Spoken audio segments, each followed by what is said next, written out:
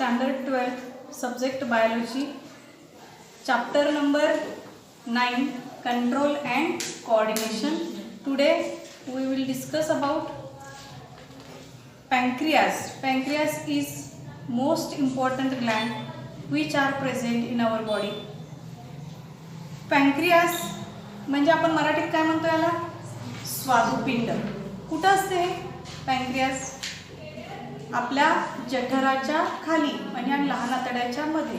म्हणजे जठर आणि लहान आतडं याच्या मोठा आतडं याच्यामध्ये म्हणजे स्टमक आणि लार्ज इंटेस्टाइन जे आहे याच्यामध्ये ही पॅन्क्रियास ग्लँड आहे. पॅन्क्रियासला आपण काय म्हणणार आहे? स्वादुपिंड.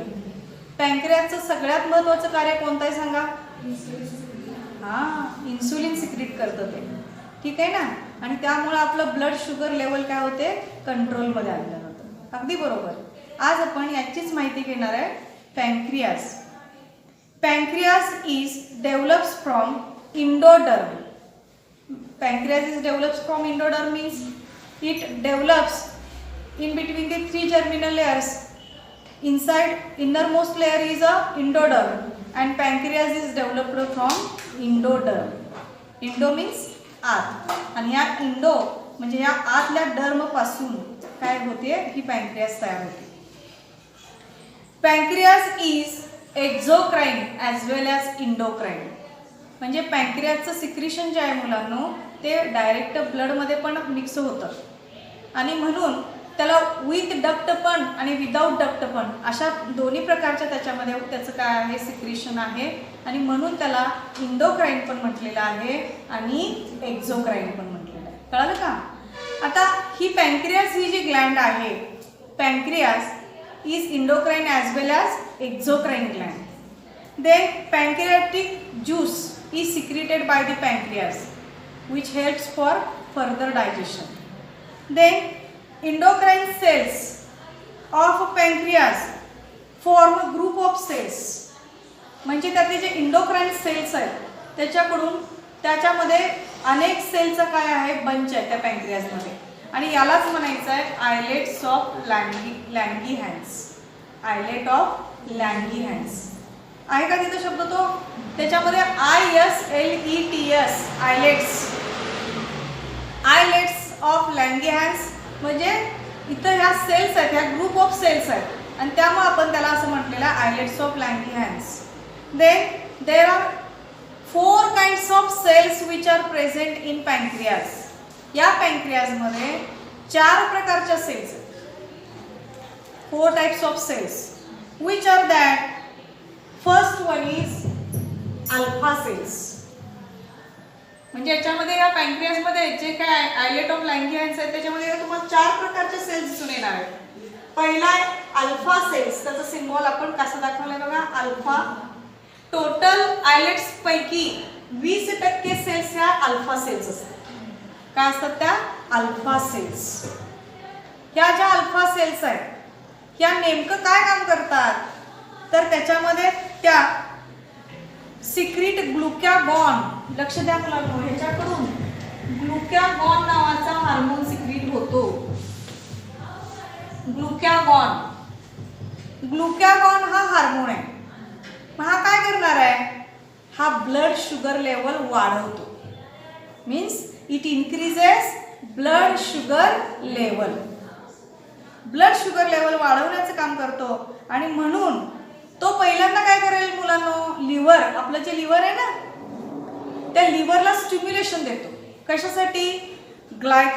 ग्लुकोजिनोलायसिससाठी. याच्यामध्ये लायसिस म्हणजे ब्रेक होणे. म्हणजे ग्लुकोजन जे आहे ते ब्रेक करण्यासाठी याला पहिल्यांदा लिव्हरला तो स्टिम्युलेशन देतो आणि त्याच्यानं ब्लडमधली शुगर लेवल तो वाढवतो. ब्लडमधली शुगर लेवल काय करणार आहे? तो वाढवणार आहे. लक्षात आलं? टोटल आयलेट ऑफ लँगीहॅन्स पैकी ह्याचं पर्सेंटेज किती आहे? फक्त 20%. ठीक आहे ना. आता ह्याच पॅन्क्रियासमध्ये दुसऱ्या प्रकारचे जे सेल्स आहेत ते म्हणजे बीटा सेल्स. Beta cells. त्याचा सिम्बॉल कसं आहे बघा, हा बीटा. हा टोटल आयलेट ऑफ लँगीहॅन्स मध्ये याचं पर्सेंटेज किती आहे मुलांनो? 70%. म्हणजे 70% ह्या ह्या काय असतात, बीटा सेल्स असतात. आता ह्या बीटा सेल्स काय करतात, अतिशय महत्वाचा हार्मोन सिक्रेट करतात आणि तो कोणता सांगा, इन्सुलिन. कोणता, insulin. Therefore it secrete insulin.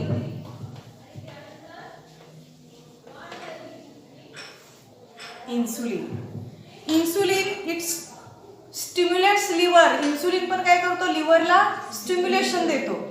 आणखीन अँड मसल्स आणि स्नायूंना पण फॉर ग्लायकोजेनेसिस. म्हणजेच ग्लायकोजेनेसिस म्हणजे इथं ग्लायकोजेनेसिससाठी त्याला लिव्हरला स्टिम्युलेशन देतो आणि परत it lowers the blood glucose level. म्हणजे ब्लडमधली ग्लुकोज लेवल वाढली असेल तर ती कमी करण्याचं काम, लोअर्स डिक्रीज करण्याचं काम कोण करणार आहे, हा इन्सुलिन करणार आहे. म्हणजे बघा लक्षात आलं का, हा काय करणार मुलांनो, हा ब्लड शुगर लेवल इन्क्रीज करणार, इन्क्रीज ब्लड ग्लुकोज लेवल. आणि हा काय करणार, डिक्रीज करणार. होय ना, डिक्रीज करणार, कमी करणार. ब्लड ग्लुकोज लेवल काय करणार, हा कमी करणार, डिक्रीज करणार. लक्षात आलं. मग या दोन्हीची पण आवश्यकता आहे. काही वेळेला ब्लड मधली शुगर लेवल काय होते, अचानक कमी होते काही जणांची, होय ना, त्यावेळेला ग्लुकॅगॉन सिक्रेट व्हायला पाहिजे. आणि काही जणांची ब्लड शुगर लेवल वाढते, त्यावेळेला इन्सुलिन सिक्रेट व्हायला पाहिजे. म्हणजे म्हणजे बोथ टाइम्स, म्हणजे दोन्ही वेळेला म्हणजे त्या हार्मोनची तिथं गरज असते. ठीक आहे. काही पेशंट तुम्ही बघा, डायबिटीजच्या पेशंट तुम्ही बघत असाल, काही जणांना शुगर लेवल काय होते, वाढलेली असते आणि काही जणांच्या मध्ये शुगर लेवल कमी होते. Then next third one is a delta cells. Third is a delta cells. Delta सेलचा सिम्बॉल जो आहे तो असा आहे, त्याच्यामध्ये फक्त टोटल सेल्स पैकी फक्त हे 5% मध्ये हे डेल्टा सेल्स असतात, फक्त 5%.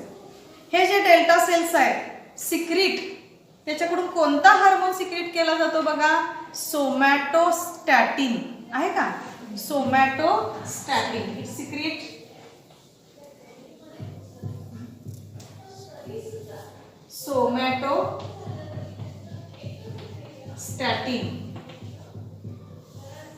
सोमॅटोस्टॅटिन नावाचा हार्मोन तो सिक्रीट करतो. हा सोमॅटोस्टॅटिन जो आहे तो नेमका काय करणार आहे, विच इनहिबिट करणे म्हणजे काय, थांबवणे, रोखणे, त्याच्यावर कंट्रोल करणे.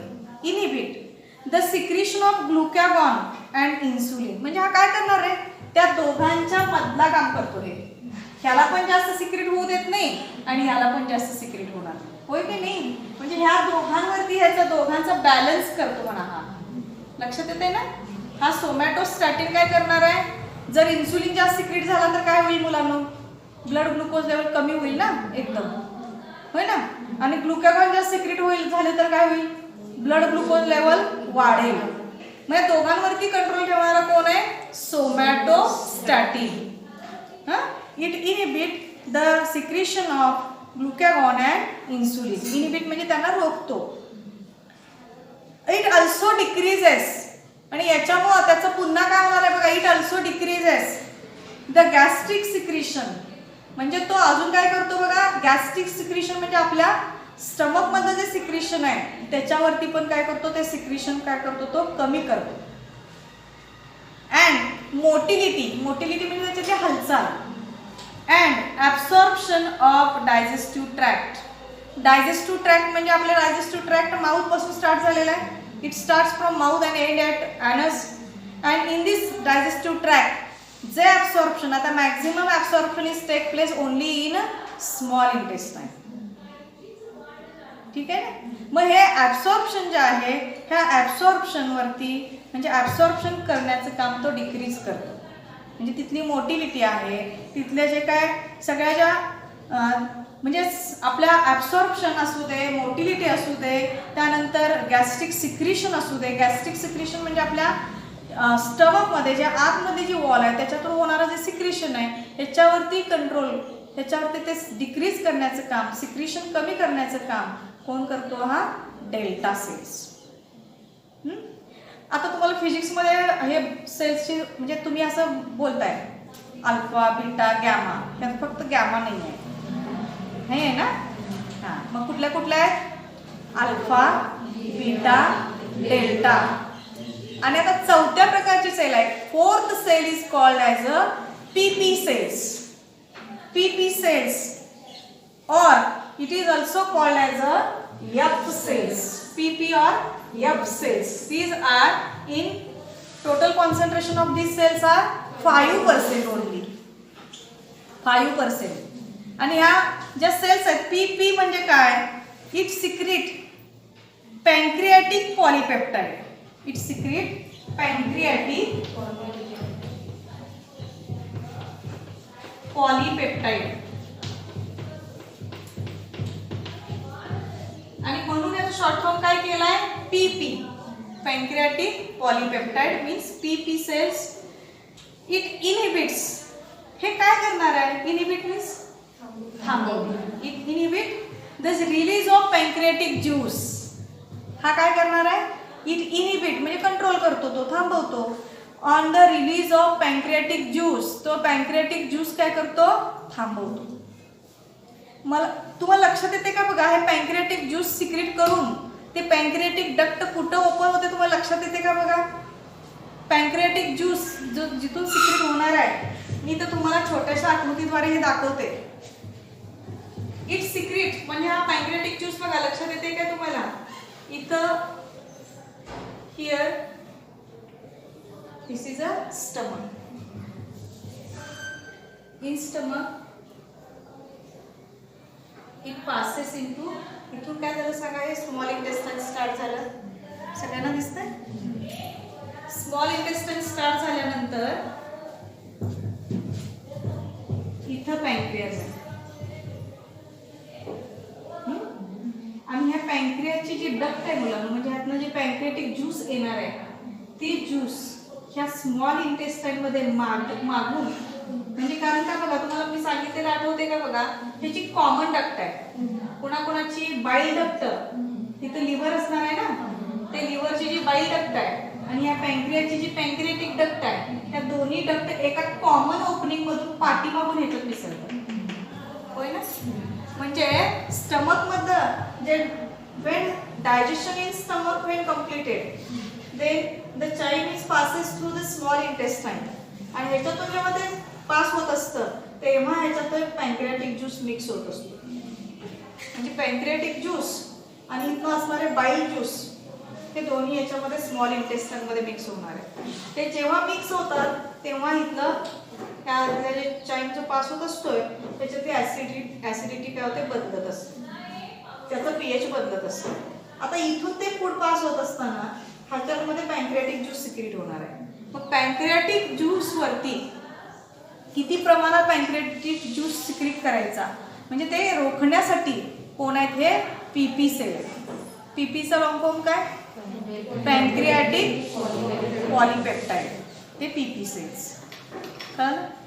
आता यानंतर म्हणजे ह्या पॅन्क्रियाजमध्ये आयलेट ऑफ लँग्रिहान्समध्ये 4 प्रकारचे सेल्स आहेत. बरोबर आहे ना? Which are that? Alpha cells, beta cells, delta cells, PP cells और एफ सेल्स. आता यानंतर आपण बघणार आहे next disorder related to pancreas. Disorder related to pancreas म्हणजे आता ह्या सेल्समध्ये कुठेही गडबड झालं, कुठल्याही सेलचं प्रमाण कमी जास्त झालं, सिक्रेशनचं प्रमाण कमी जास्त झालं तर आपल्याला काय होणार आहे? तर ह्याच्यामध्ये काही विकार होतात. आणि ते विकार कुठले कुठले आहेत? मीन्स डिसऑर्डर्स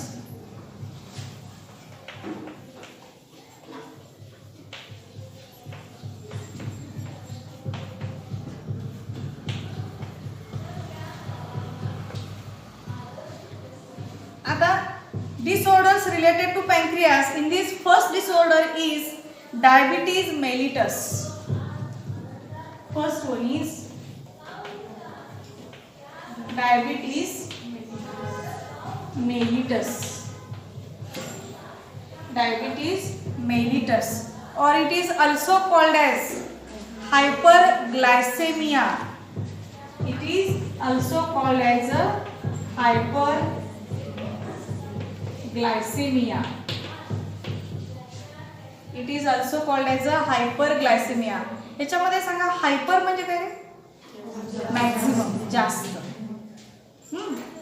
म्हणजे त्याचा अर्थ असा आहे की this is a most common disease और disorder metabolic endocrine disorder of pancreas. म्हणजे पॅन्क्रियाजमध्ये चयापचय क्रियाची क्रिया बिघडली तर हा मोस्ट कॉमन म्हणजे जास्त करून हाच डायबिटीज मेलिटस हा मोस्टली पीपल्समध्ये आपल्याला आढळून येतो. Diabetes mellitus is most common metabolic endocrine disorder.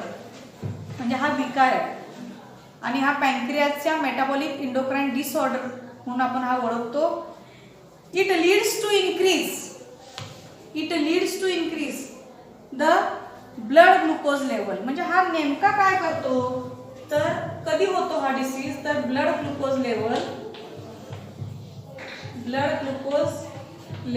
When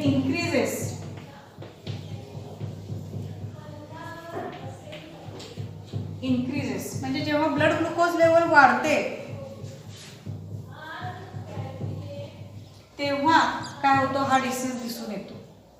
आता याच्यासाठी it results into under activity of beta cells. मग मला सांगा याचा ज्या अर्थी ब्लड ग्लुकोज लेवल वाढू लागले याचा अर्थ इथं कुठल्या सेल्सचं सिक्रेशन कमी पडू लागले? इन्सुलिन. म्हणजे इन्सुलिन सिक्रेट होत नाही आहे. मग इन्सुलिन कोण सिक्रेट करणार आहे? Beta cells. याचा अर्थ इथं under activity of beta cells होय ना, कारण बीटा सेल्सच काय करणार आहे? इन्सुलिन सिक्रेट करणार आहे. मग इन्सुलिन सिक्रेट होऊ लागेल तर हा रोग होईल का सांगा? नाही. प्रॉपर इन्सुलिन जर सिक्रेट होत नसेल तर हा डिसीज होणार नाही. होय काही नाही. म्हणजे प्रॉपर इन्सुलिन सिक्रेट व्हायला पाहिजे. होय की नाही.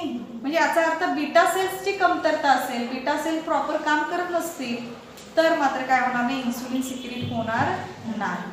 होय की नाही. आणि इन्सुलिन जर प्रॉपर सिक्रेट नाही झाला तर काय होणार आहे? ब्लड शुगर लेवल वाढतच जाणार आहे. लक्षात येते ना तुम्हाला? मग हे जे ब्लड शुगर लेवल आहे म्हणजे this disease disorder is take place when under activity of beta cells, and because of this the insulin secretion is decreases and therefore blood sugar level is increases.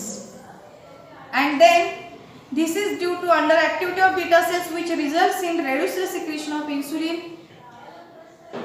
in children. लहान मुलांमध्ये such a condition is called.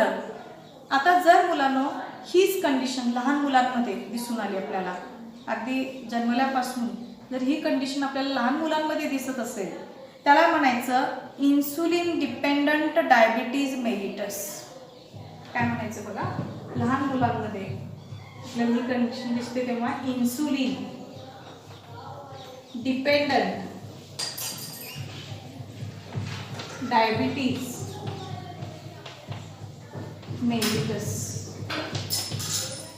Insulin dependent diabetes mellitus हा लहान मुलांमध्ये जेव्हा विकार आपल्याला दिसून येतो याला म्हणायचं टाईप फर्स्ट डायबिटीज.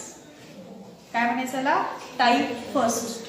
आणि शॉर्टमध्ये याला काय केलेलं आहे बघा? याचं शॉर्ट फॉर्म करा. इन्सुलिनचा I, dependent D, diabetes D, mellitus M. IDDM. लक्षात येत आहे?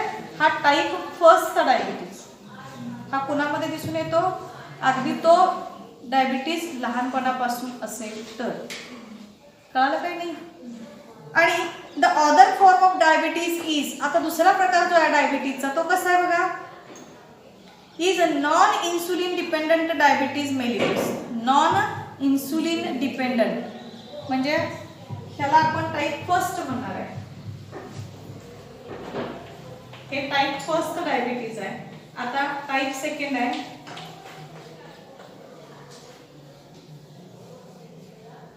Non insulin dependent diabetes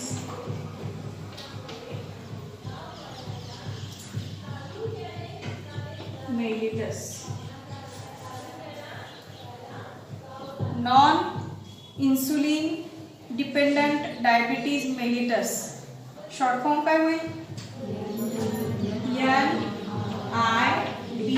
NIDDM. हा टाइप सेकंडचा diabetes. It is caused due to failure of insulin to facilitate the movement of glucose into cell. इथं काय होतं, काही वयानंतर म्हणजे लहानपणापासून काय टाइप सेकंड असतो, पण वयाच्या काही वर्षानंतर काय होतो की काही वेळेला ग्लुकोज सिक्रेट व्हायचा आपोआप काय होतो, सॉरी इन्सुलिन सिक्रेट व्हायचा काय होतो, बंद होतो. It is caused due to failure of insulin, म्हणजे इन्सुलिनच काय होतं, सिक्रेट व्हायचा बंद होतो, to facilitate the movement of glucose. आणि त्यामुळे ग्लुकोजची जी मुवमेंट आहे सेल्स मधली ती काय होते, आपोआप कमी व्हायला लागते. Reduce the sensitivity of insulin to insulin is called insulin resistance. काही वेळेला रेड्यूस द सेन्सिटिव्हिटी म्हणजे इन्सुलिनची जी सेन्सिटिव्हिटी आहे ती कमी कमी होत जाते, आणि त्याच्यामुळं अशाला काय आपण अशा गोष्टीला काय म्हणायचं आपल्याला, इन्सुलिन रेजिस्टन्स. म्हणजे इथं रोगप्रतिकारक शक्ती जी आहे ती इन्सुलिन बाबतीत काय म्हणजे प्रतिकार करण्याची शक्ती जी आहे ती त्या व्यक्तीमध्ये यावी लागते. या दोन्ही डिसऑर्डर्स जे आहेत, in both the disorders blood glucose level increases. In both disorders blood glucose level increases. म्हणजे या दोन्ही डिसऑर्डर्स मुलाने कसे आहेत, एक जो आहे तो लहानपणापासून असतो, दुसरा जो आहे तो वयाच्या काही वर्षानंतर मोठे झाल्यानंतर काही जणांना दिसून येतो. त्या दोन्हीमध्ये ब्लड ग्लुकोज लेवल वाढतच जाते. Due to this some of the glucose is excreted in urine. म्हणजे blood sugar level when increases the kidney expels this sugar level into the urine, and first detection of glucose in urine is the sign of diabetes, and therefore it also causes excessive urination and dehydration. डायबिटीजचं symptoms आहे मुलांना की पहिल्यांदा काय होते, काही जणांना कसं होतं की जास्तीत जास्त युरिनेशन होतं, म्हणजे सतत युरिनेशन होणे, आणि काय डिहायड्रेशन. सतत युरिनेशन झाल्यावर काय होईल सांगा, ब्लड म्हणजे शरीरातल्या पाण्याचं प्रमाण काय होईल, कमी होईल, त्याला डिहायड्रेशन म्हणतो. Degradation of fats increases formation of ketone bodies. काही वेळेला फॅट बॉडीज पण काय होतात, हळूहळू कमी व्हायला लागतात, आणि ती व्यक्ती डायबिटीज झालेली व्यक्ती कशी होते, बारीक व्हायला लागते, म्हणजे स्थूलपणा आपोआप काय होतो, कमी होतो. म्हणून काय तर तो उपाय नाही आहे त्याच्यावरचा. पण याचा परिणाम काय होतो बघा, हळूहळू शरीरातला स्थूलपणा म्हणजे फॅट बॉडीज कमी होतात. त्याचा परिणाम डिग्रेडेशन ऑफ फॅट्स, म्हणजे शरीरातले फॅट काय होतात, डिग्रेड व्हायला चालू होतात, आणि त्यामुळं increases formation of ketone bodies. शरीरामध्ये कीटोन बॉडीज वाढतात, त्याला म्हणायचं किटोसिस. म्हणजे शरीरामध्ये मसल्समध्ये वगैरे सांध्यांमध्ये वगैरे कीटोन बॉडी साठायला चालू होतात, त्याला किटोसिस हा डिसीज आहे, डिसऑर्डर आहे. Administration of insulin lowers blood glucose level. मग अशा वेळेला आपण काय करायला पाहिजे, इन्सुलिन बाहेरून काय करावं लागेल, आपल्याला घ्यावं लागेल. ॲडमिनिस्ट्रेशन म्हणजे आपल्याला ते इन्सुलिन आपल्या शरीरामध्ये घ्यावं लागेल. मग एक तर हा आपण ॲडमिनिस्ट्रेशन कसं करणार सांगा इन्सुलिनचं, एक तर तो इंजेक्शनद्वारे किंवा it is injected bye injection और टॅबलेट्स. म्हणजे आपण एकतर तो टॅबलेटद्वारे किंवा इंजेक्शनद्वारे हा इन्सुलिन आपण आपल्या शरीराला टोचून घेणार आहे. लक्षात आलं, हा pancreas. Next another gland, most important gland are gonads. Gonads means म्हणजे हे सेक्स गोनॅड्स आहेत, हां म्हणजे लैंगिक अवयव. आता याची आपण माहिती घेणार आहे.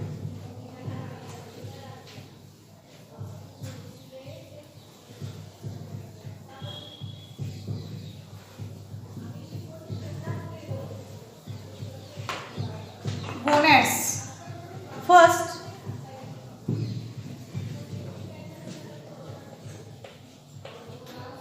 gonads, or it is also called as, these are sex organs.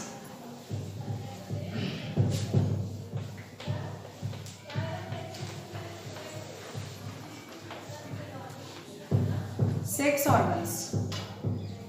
In males, sex organ is testis, and in female, that gonads are ovaries. Then first one is ovary.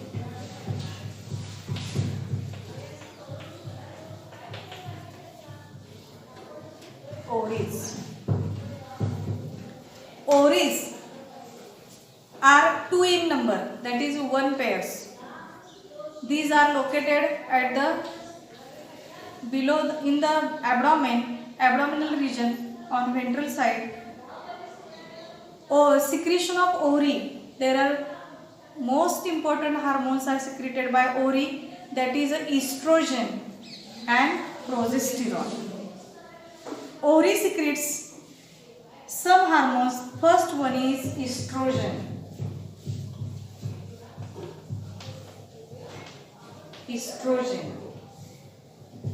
Estrogen consists of most important hormone which used for stimulation of developing follicles. That is it stimulates by developing follicle, secreted developing follicle. estradiol म्हणजे त्याच्यामध्ये महत्त्वाचा hormone आहे बघा कुठला, estradiol. हा एक प्रकारचा estradiol is the main oestrogen.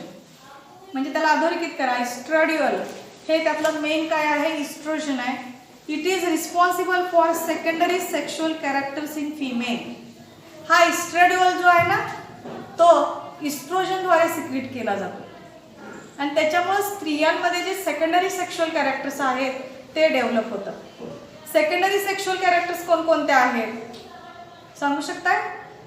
हे सेकंडरी सेक्शुअल कॅरेक्टर्स म्हणजे मुलांनो स्त्रियांमध्ये जे होणारे बदल आहेत, means in females the breast development, छातीचा भाग डेव्हलप होणे, त्यानंतर बॉडी लेवल, बॉडी पोश्चर म्हणजे स्त्रियांची जी बॉडी पोश्चर तयार होते, बॉडी लेवल जी वाढते, तर ही जी आहे म्हणजे उंची वाढणे, त्यानंतर केसांची लांबी वाढणे, सेकंडरी सेक्शुअल कॅरेक्टर्समध्ये हे सगळे घटक येतात.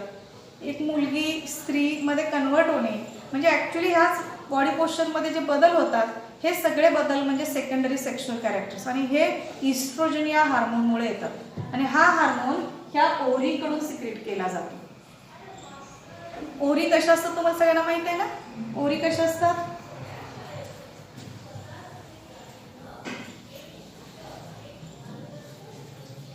हे बघा, हा युटेरसचा भाग आहे.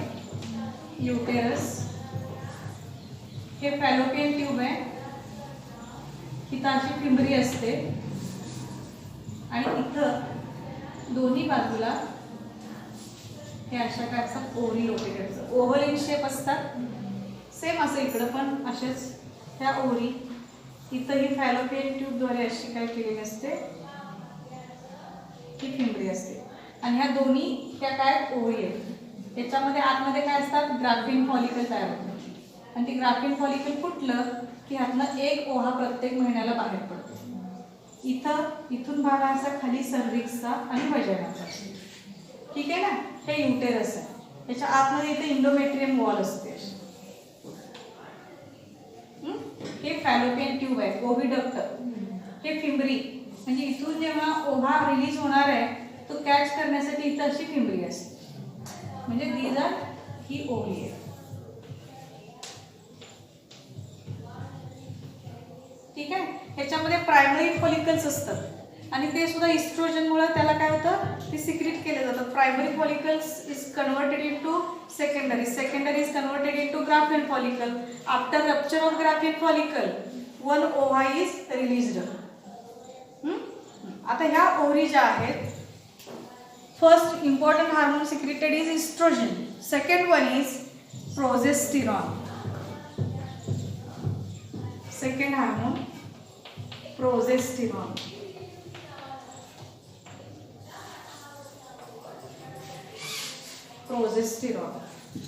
Progesterone is secreted by corpus luteum.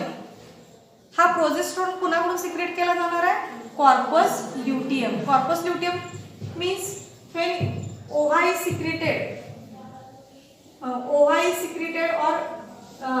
expelled from the graphene follicle, then ova is released into this oviduct or fallopian tube. Then the remaining part of the graphene follicle is converted, that secretes into corpus luteum, and the corpus luteum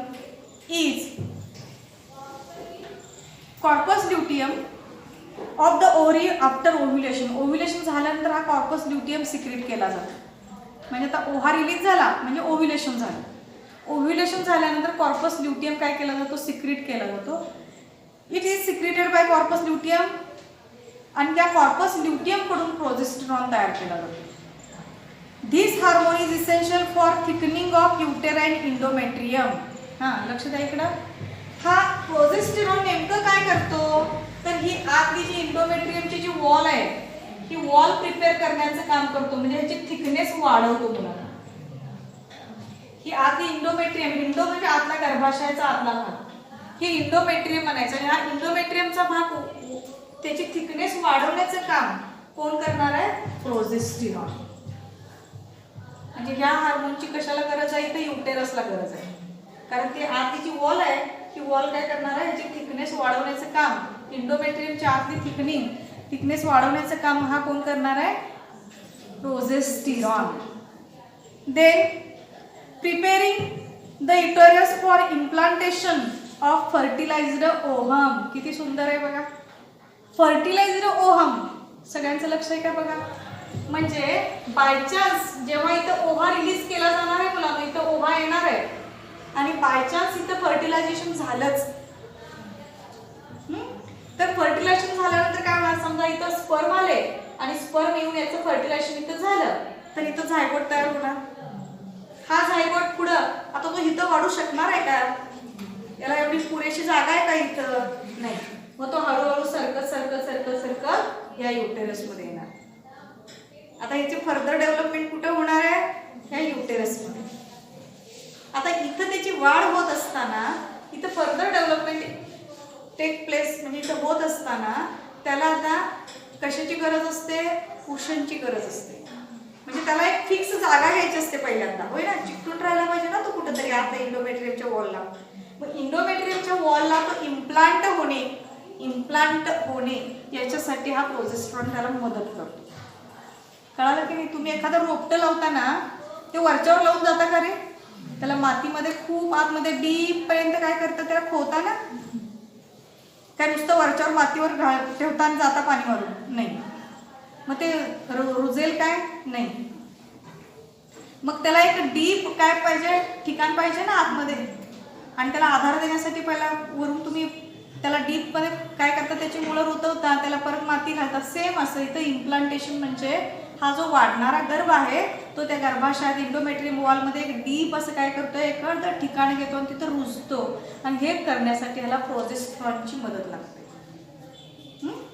implantation of fertiliser ovum. Fertiliser ovum म्हणजे इथलं मुलांना, हे fertiliser ovum यालाच म्हणायचं fertilisation, फलन झाल्यानंतरचं ovum. फलन म्हणजे ओव्हा हा फिमेल सेक्स सेल आहे, स्पर्म जे बाहेरून सेक्शुअल इंटरकोर्स मधून येणार आहे, आणि हे स्पर्म आणि ओव्हा यांचं इथं काय होणार आहे, फर्टिलायझेशन. आणि after fertilisation zygote is formed. After zygote it converts into a embryo, आणि मग हे सगळं असं हळूहळू काय होणार आहे, ते इम्प्लांट होणार आहे. आणि ही इम्प्लांट होत असताना त्याचं इम्प्लांटेशनच्या प्रोसेससाठी प्रोजेस्टेरॉनची त्याला खूप गरज आहे. It is responsible for development of mammary glands. फक्त एवढंच नव्हे तर ह्याचं परत पुढचं फंक्शन आहे. It is important for development of mammary glands. Mammary glands म्हणजे आता mammary gland secrete milks and it helps for nourishment of young one, होय ना. म्हणजे आपण मॅमल आहोत, आपलं एक काय कॅरेक्टरिस्टिक आहे की mammary glands are developed in mammals. Mammary glands हे फक्त मॅमल्स नाहीत, सस्तन प्राण्यांना आहे. आणि मग ह्या मॅमरी ग्लँडच्या डेव्हलपमेंटसाठी सुद्धा कोण गरजेचं आहे, कोण गरजेचं आहे, progesterone. Then during pregnancy and it inhibits uterine contraction during pregnancy. It inhibits uterine contraction. आता तुम्हाला लक्षात आलं का बघा, युटेराइन कॉन्ट्रॅक्शन म्हणजे युटेरसचे कॉन्ट्रॅक्शन जे आहे ड्युरिंग प्रेग्नन्सी. ड्युरिंग प्रेग्नन्सी म्हणजे प्रेग्नन्सीमध्ये युटेरसच्या ह्या जे युटेरस आहे हे युटेराइन कॉन्ट्रॅक्शन. युटेराइन कॉन्ट्रॅक्शन म्हणजे हे युटेरस जे आतल्या हालचाली आहेत हे आकुंचन जेव्हा पावत असतं तर त्याच्यावरती आकुंचन पावण्यापासून थांबवतं सुद्धा कोण? प्रोजेस्टेरॉन. कळलं का मुलांना? प्रोजेस्टेरॉन हा इम्पॉर्टंट हार्मोन आहे कारण तो पहिल्या 3 महिन्यामध्ये गर्भाला टिकवून ठेवण्याचं पण काम करतो. हा हार्मोन काय करतो? पहिल्या 3 महिन्यामध्ये गर्भ जेव्हा आकाराने लहान असतो तेव्हा तो तिथून काय होऊ नये, बाहेर पडू नये आणि म्हणून त्याला फर्म अटॅचमेंट देण्याची काम कोण करतो? हा प्रोजेस्टेरॉन. लक्षात येत आहे? Next third hormone secreted by ovary is रिलॅक्सिन.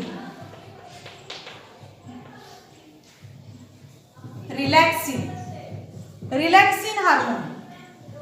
It is secreted by corpus luteum of the ovary. हा हार्मोन पण कॉर्पस ल्युटियम कडूनच सिक्रेट केला जातो at the end of gestation period. At the end of gestation period, it relaxes the cervix of the pregnant female and ligaments of pelvic girdle for easy birth of young one. आता सगळ्यांनी इकडे लक्ष द्यायचा अर्थ काय आहे मुलांनो? तुम्हाला सगळ्यांना माहित आहे आपले पेल्विक गर्डल म्हणजे आपल्या कमरेच्या खाली असलेले हे गर्डल होय ना. हा, ह्या पेल्विक गर्डलचा पुढचा भाग जो असतो तो तिथं जिथं चिकटलेला असतो त्याला आपण लिगामेंट म्हणतो. आणि त्यावेळेला जेव्हा पूर्ण जेस्टेशन पिरियड संपलेला असतो तेव्हा आईच्या वजनामध्ये बाळाचं वजन जास्त म्हणजे त्याच्यामध्ये युटेरसचं जे वजन आहे the weight of uterus increases sometimes by 10 kg. म्हणजे जवळजवळ 10 किलो इतकं वजन हे युटेरसचं वाढलेलं असतं. कळलं की नाही? त्यामध्ये बाळाचं वजन किती असेल आपण म्हणूया 2-2.5 किलो असेल. ठीक आहे ना. तर त्यावेळेला बाळाचं 2-2.5 किलो वजन आणि बाकीचं सगळं काय असेल? प्लासेंटा असेल, नाळ असेल, ॲम्नियोटिक फ्लुइड असेल होय ना. तर हे सगळं वजन मग या सगळ्याचा भार कशावर येणार सांगा? लिगामेंटवर येणार की नाही? पेल्विक गर्डलच्या येणार काही नाही.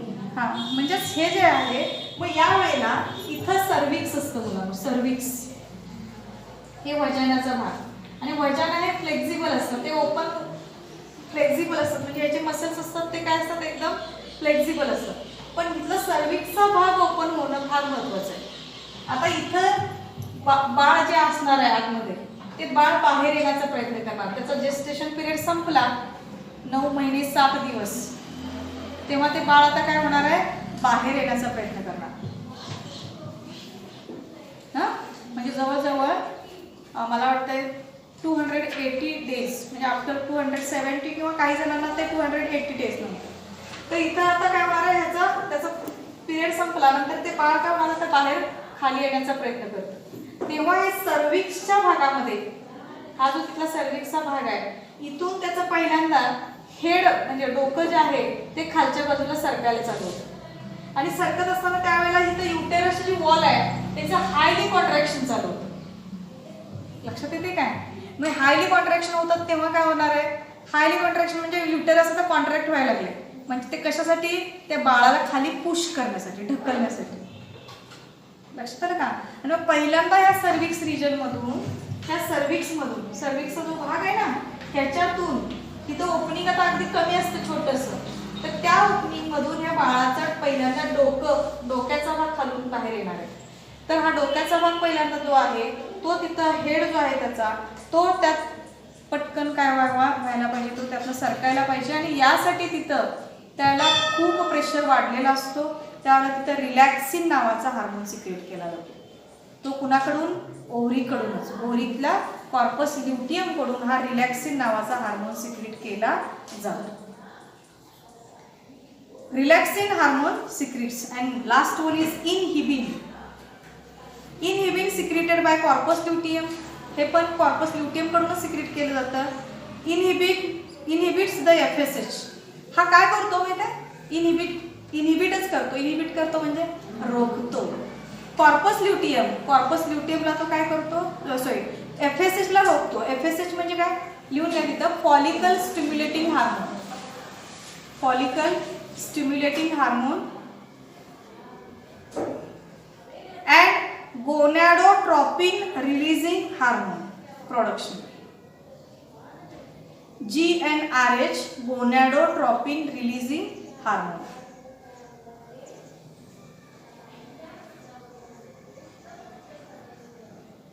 गोनॅडोट्रॉपिन रिलीजिंग हार्मोन.